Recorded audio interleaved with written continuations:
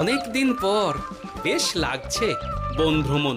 মাঝে মাঝে কাজের ফাঁকে এইসব জায়গায় এলে মন খুব ভালো লাগে।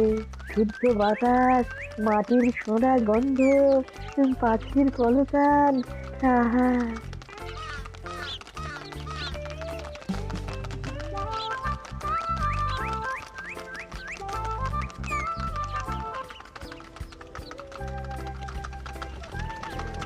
মহারাজের রথ থামছে।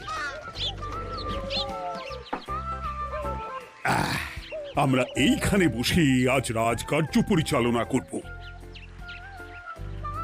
মন্ত্রী, তুমি ঝটপট এখানে বসার বন্দোবস্ত করে দাও। আমি এক্ষুনি ব্যবস্থা করে দিচ্ছি মহারাজ। এই এখানেই আমাদের বসার জন্য ছাউনি করে দাও। এক্ষুনি করে দিচ্ছি মন্ত্রী মশাই। এরা বসার জায়গাটা করে দিক, ততক্ষণ আমরা একটু হেঁটে আসি।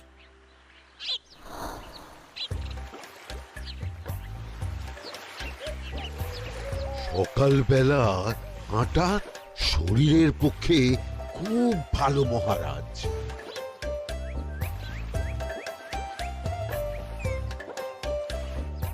আগেকার দিনে রাজা মহারাজরা এই সব বনে মৃগয়া করতে আসতেন। মৃগয়া একদম ভালো নয় মন্ত্রী। তুমি জঙ্গলে আসছো অন্য প্রাণীদের মারতে। কেন মারবে? ওরা তো তোমার কোনো ক্ষতি করেনি। না, তা করেনি, কিন্তু তখন ওটা রাজা মহারাজাদের খেলা ছিল। শুনেছি আপনার প্রপিতামহ খুব ভালো বাঘ শিকার করতেন, অনেক বাঘ মেরেছেন। মন্ত্রী, তুমি একটা কথা হয়তো জানো না। আমার প্রপিতামহ শিকার করতেন, কিন্তু কোনো স্বাভাবিক জানোয়ারকে নয়। যে বাঘ মানুষ খেকো হয়ে প্রজাদের ক্ষতি করত, আমার প্রপিতামহ সেই সমস্ত বাঘদেরই মারতেন। এছাড়া উনি বন্য প্রাণী সংরক্ষণ করতে বড়ই ভালোবাসতেন।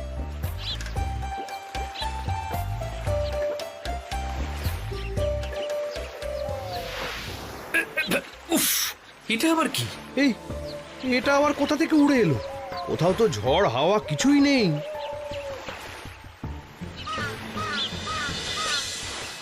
একটা ধাঁধা মহারাজ, এই কাগজে লেখা।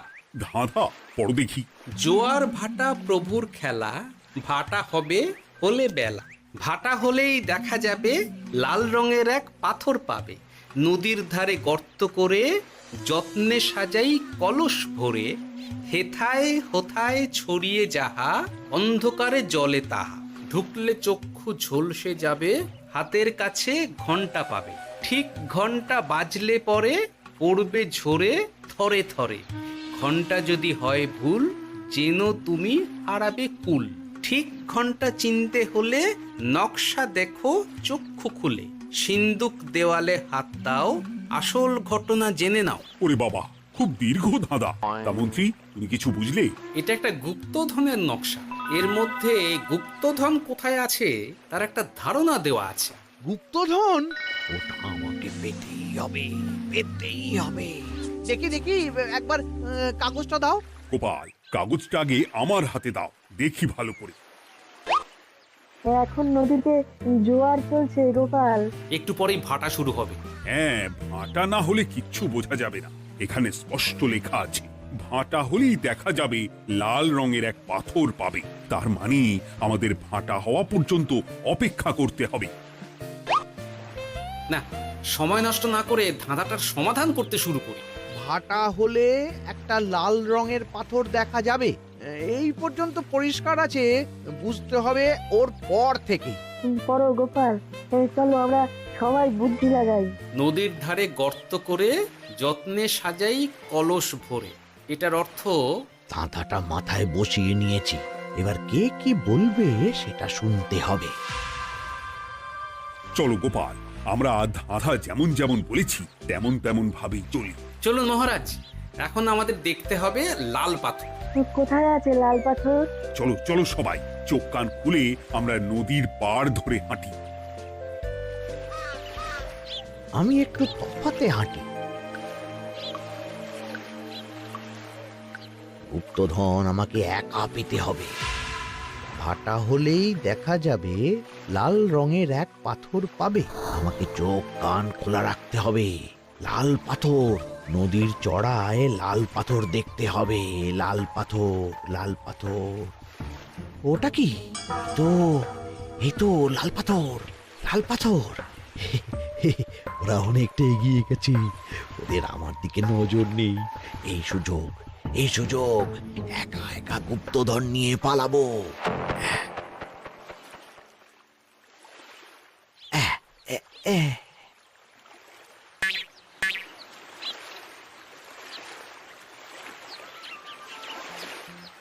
কি গো, আমরা তো হেঁটেই চলেছি, লাল পাথর তো কই দেখতে পাচ্ছি না। আরেকটু হাঁটতে হবে মহারাজ, গুপ্তধন বলে কথা, ওকে আর সহজে ধরা দেয়? সেটা অবশ্য সঠিক কথা।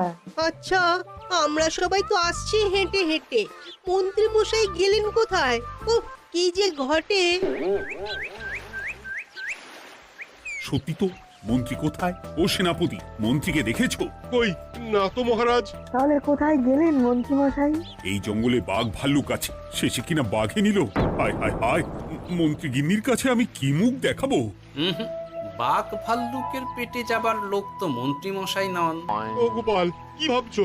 কিছু তো একটা বলো। এখন আমাদের মন্ত্রী মশাইকেই খুঁজতে হবে। তবে মন্ত্রী মশাই বাঘ ভাল্লুকের পেটে যায়নি। তুমি নিশ্চিত হচ্ছ কি করে? অত পেঁচালো মানুষকে বাঘ ভাল্লুক গন্ধ শুকেই ছেড়ে দেবে, হজম করতে পারবে না। না না না, এখন রসিকতা করার সময় নয়, আমাদের মন্ত্রীকে খুঁজে বার করতেই হবে। কোথায় গেল মন্ত্রী? চলো চলো, গুপ্তধন মাথায় থাক, চলো মন্ত্রীকে খুঁজি। আহ, মন্ত্রী কোথায় গেল কে জানে। একবার পুরো ধাঁধাটা ঝালিয়ে নি। ভাটা হলেই দেখা যাবে লাল রঙের এক পাথর পাবে। ভাটা হয়েছে, লাল রঙের পাথরের মাথায় চাপ দিয়ে গুহার মুখও খুলেছি। এবার নদীর ধারে গর্ত করে যত্নে সাজাই কলস ভরে। এটাই তো ঠিক বুঝতে পারছি না।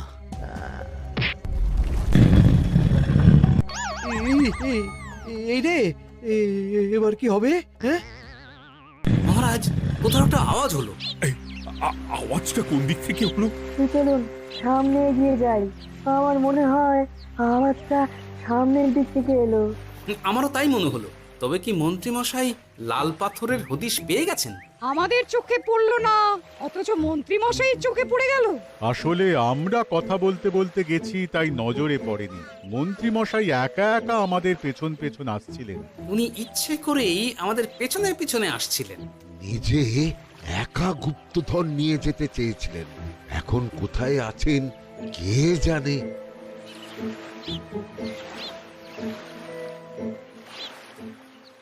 এই অন্ধকারে কিছু দেখতে পাচ্ছি না তো। ধাঁধাতে কি ছিল? হ্যাঁ, কি ছিল?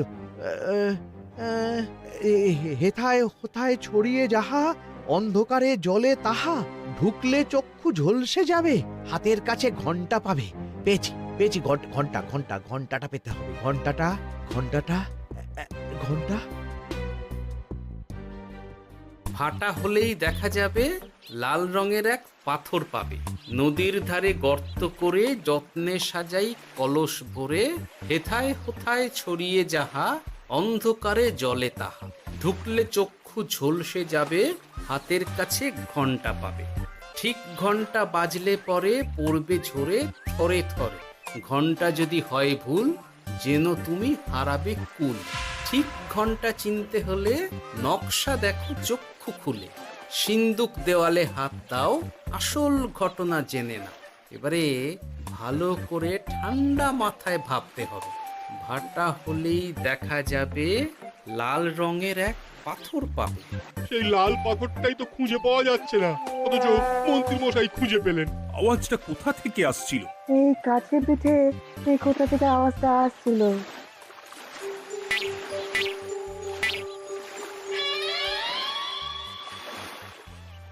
এই তো, এটাই মনে হয় সেই লাল পাথর। একটু নাড়িয়ে চাড়িয়ে দেখি তো কিছু হয় কিনা।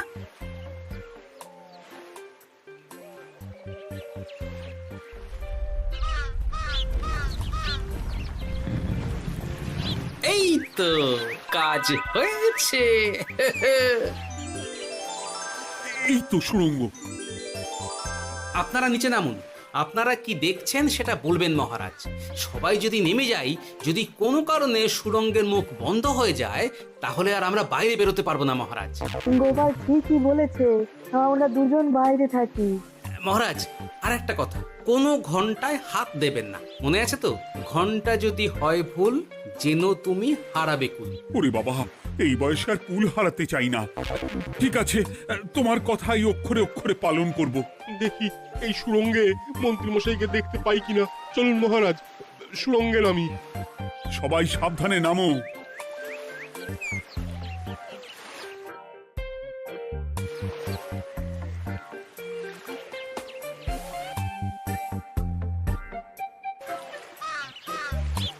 মহারাজ, ওখানে কি কি দেখতে পাচ্ছেন? ওখানে কি মন্ত্রী মশাই আছেন? না গোপাল, মন্ত্রীকে এখনো দেখতে পাইনি। শুধু আমি এখানে অজস্র পাথর দেখতে পাচ্ছি।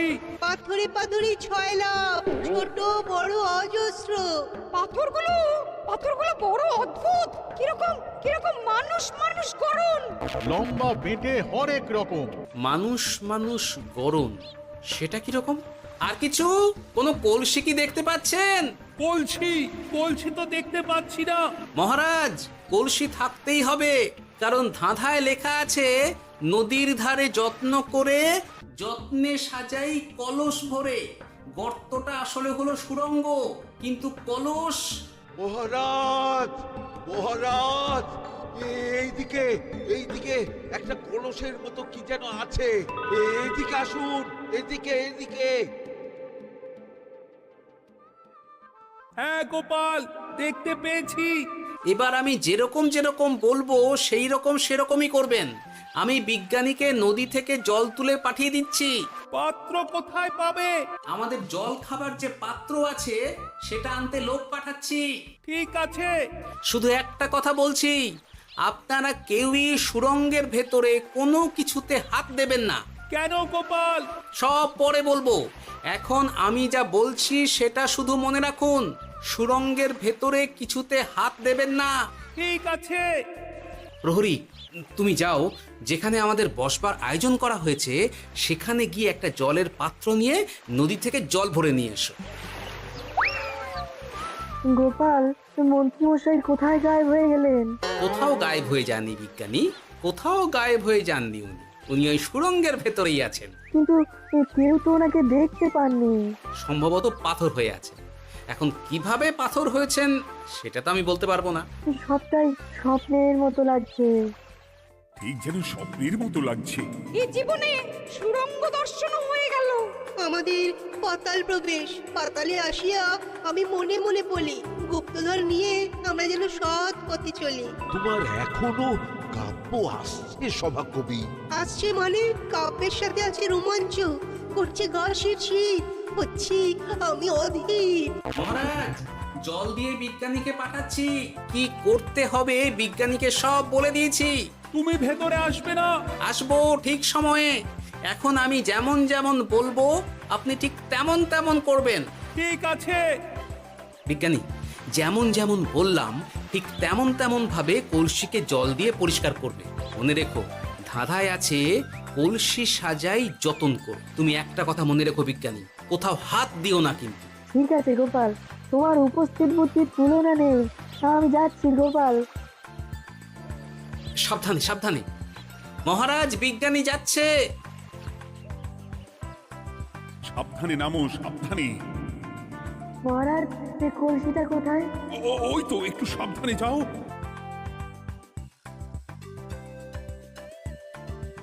বিজ্ঞানী, কলসির দেখা পেয়েছো? পেয়েছি পেয়েছি পেয়েছি। এবারে কলসিটাকে ভালো করে জল দিয়ে ধুয়ে দাও। কলসির আলোয় সুড়ঙ্গ আলোকিত গোপাল। এরপর কি? ভালো করে দেখুন মহারাজ, কোথাও ঘন্টা দেখতে পাচ্ছেন কিনা। ঘন্টা? একটা তো নয়, সার সার ঘন্টা, অনেকগুলো ঘন্টা। সাবধান, ঘন্টায় হাত দেবেন না, শুধু দেখুন।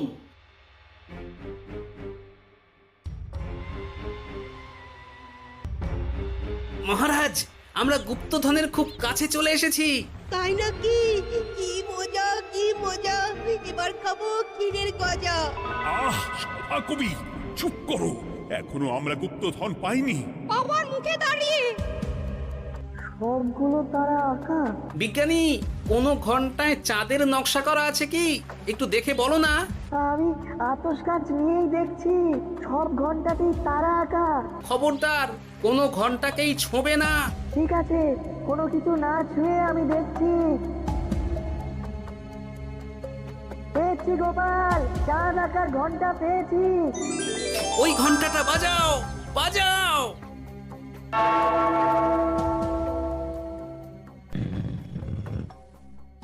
গুপ্তধন পেয়েছেন মহারাজ?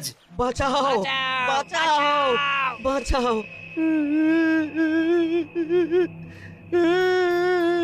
বাঁচান মহারাজ, বাঁচান বিজ্ঞানী, মহারাজ, মন্ত্রীর গলা পাচ্ছ না? মহারাজ, আমি পাথর হয়ে আছি, আমাকে মানুষ করুন মহারাজ। তুমি তো মানুষই ছিলে, হঠাৎ করে পাথর হলি কেন? মহারাজ, গুপ্তধন পেয়েছেন? পেয়েছি, তার সাথে মন্ত্রীকেও পেয়েছি। মন্ত্রী এইখানে কোথাও পাথর হয়ে দাঁড়িয়ে আছে। দাঁড়ান মহারাজ, এবার আসছি। সাবধানে এসো। আমি ভেতরে যাচ্ছি, বুঝলে? যদি কোনো কারণে দেখো পাথরটা গুহার মুখটা আটকে দিয়েছে, অমনি তোমাদের কাজ হলো পাথরটাকে ছুঁয়ে ফেলা, বুঝলে? ঠিক আছে গোপাল দাদা। আমার মনে হয় বিপদ আর কিছু ঘটবে না, তবুও সাবধানের তো মান নেই।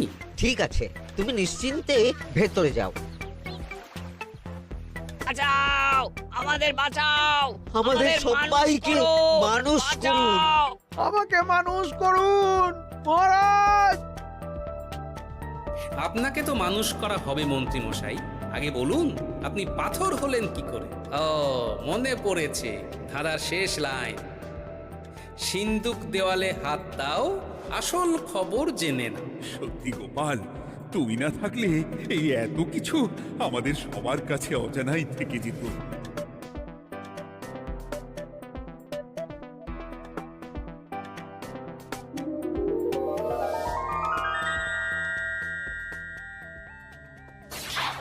ধন্যবাদ আমাকে মুক্ত করার জন্য। আপনি কে? আমি যক্ষ। আমাকে এই ধন সম্পত্তি পাহারা দেওয়ার জন্য এক ডাকাত দলের সর্দার যক্ষ করে রেখেছিল। আমি 100 বছর ধরে এইখানে যক্ষ হয়ে আছি। আমি তোমার জন্য মুক্ত হলাম গোপাল। এই সম্পত্তি তোমার গোপাল। সম্পত্তি নিয়ে আমি কি করব? আমি এই সব সম্পত্তি মহারাজকে দান করলাম, রাজ্যের অনেক কাজ হবে। তুমি ধন্য গোপাল, তুমি ধন্য। এবার আমার যাবার সময় এসেছে, আমাকে যেতে হবে। যাবার আগে এই পাথরগুলোকে মানুষ করে যান। এরা সব লোভী। আমি আমার সীমিত ক্ষমতায় এই গুপ্তধনের ধাঁধাকে এখানে যারাই ভ্রমণ করতে আসে তাদের হাতে তুলে দিই, কিন্তু কেউ এই ধাঁধার সমাধান করতে পারে না। সবার মনে লোভ কাজ করে, এই লোভ এদেরকে পাথর করে রেখেছে। পাথর হলো কি করে? একটা মানুষ এসে বুক ভরা লোভ নিয়ে আধা পুরো না জেনে পাথরে হাত দিলেই সে পাথর হয়ে যাবে। আমাদের ভুল হয়েছে, আর লোভ করব না, আমাদের বাঁচাও। আমাকে মুক্ত করে দিন, আমার খুব ভুল হয়েছে মহারাজ, মুক্ত করে দিন আমায়। তুমি এখানে আগে এসেছিলে, তাই তো আগে এসে ভাবলে নিজেই একা একা গুপ্তধনকে হরপ করে দেবে। এদিকে তোমাকে না দেখতে পেয়ে আমাদের কত চিন্তা হচ্ছিল। যারা লোভী তারা কারো কথা ভাবে না, শুধু নিজের কথা ভাবে। আমাকে আর একটা সুযোগ দিন, আমি আর লোভ করব না মহারাজ। তোমার কথার কোনো দামই নেই। না মহারাজ, আমাকে আর একটা সুযোগ দিয়ে দেখুন, আমি আর লোভ করব না, আমাকে মানুষ করুন মহারাজ। আমাদের সবাইকে মানুষ করুন, দয়া করে মানুষ করুন। যক্ষরাজ, এদের আপনি ক্ষমা করে দিন। ঠিক আছে, তোমাদের আবার মানুষ করে দিচ্ছি।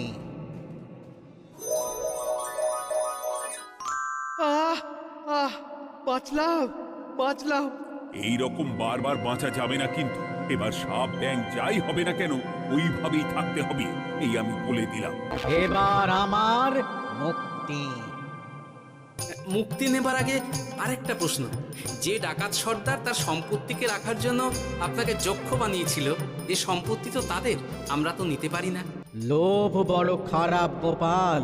অতিরিক্ত লোভ মানুষকে পশু করে দেয়। ওই ডাকাত দল এই সম্পত্তির জন্য সবাই কাটাকাটি করে মরে গেছে, কেউ আর বেঁচে নেই। সুতরাং এই সম্পত্তিতে তোমার অধিকার আছে। এই সম্পত্তি তুমি গ্রহণ করো। নিলাম আমি, কিন্তু এই সম্পত্তি মহারাজকে আমি দান করলাম। ডাকাত দল জনগণের সম্পদকে লুঠেই তো সম্পত্তি বানিয়েছে, তাই আমি জনগণের কাজে লাগবার জন্যই এই সম্পত্তি মহারাজকে দিলাম। গোপাল, তোমার জয় হোক। এবার তাহলে আমি যাই। তোমরা সবাই সুখে থেকো আর ভালো থেকো। গোপাল, তোমার তুলনা হয় না। তোমার ঋণ আমি কোনোদিন শোধ করতে পারবো না। তুমি কৃষ্ণনগরের জন্য যা করলে তা ইতিহাসে লেখা থাকবে। না মহারাজ, আমি এমন কিছু করিনি, এই কাজ সবাই করবে। জয় গোপালের জয়, জয় গোপালের জয়, জয় কৃষ্ণনগরের জয়। জয় কৃষ্ণনগরের জয়।